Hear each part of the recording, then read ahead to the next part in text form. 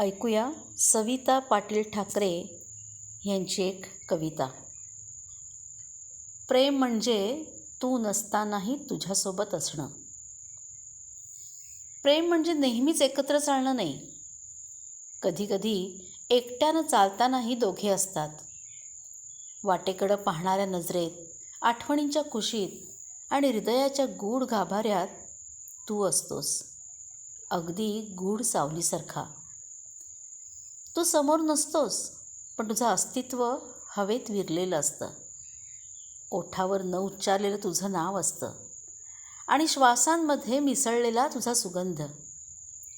घरात कुठल्याही कोपऱ्यात, त्या जुन्या पुस्तकाच्या पानात, चहाच्या उबदार कपात, खिडकीबाहेरच्या सूर्यकिरणात तुझं अस्तित्व नकळत उमटलेलं असतं. तू नसतानाही माझ्या संध्याकाळी तुझ्या आठवणींचं संचित असतं आणि रात्रीच्या चांदण्यात तुझं स्मित दाटून येतं. तुला स्पर्श न करताही तुझ्या अस्तित्वाची ऊब हृदयाला भासते आणि हेच प्रेमाचं खरं रूप असावं कदाचित. कधी तुझं हसणं मनाच्या गाभाऱ्यातून घुमतं, तर कधी तुझं मौन श्वासामध्ये घोळत राहतं. तुझं नसणंही इतकं गहिरं असू शकतं, याचं भान हळूहळू उमजतं. खरं तर तू नसताना मी तुला अधिक भेटते, माझ्या एकांतात, माझ्या शब्दात, माझ्या स्वप्नात, प्रत्येक ठिकाणी.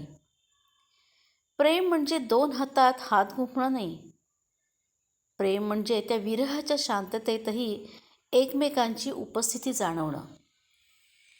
प्रेम म्हणजे तू नसतानाही तुझ्यासोबत जगणं. कारण प्रेम कधीच केवळ डोळ्यांनी बघणं नसतं, ते मनाने अनुभवलं जातं. आणि म्हणूनच प्रेम म्हणजे तू नसतानाही तुझ्यासोबत असणं.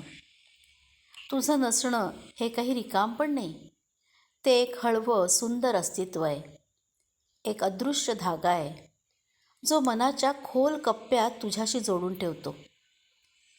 प्रेम म्हणजे तुझ्याशी माझं बोलणं.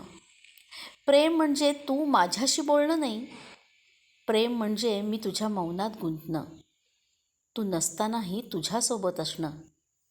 हाच माझा श्वास आहे, हाच माझा शाश्वत प्रेमसंग आहे.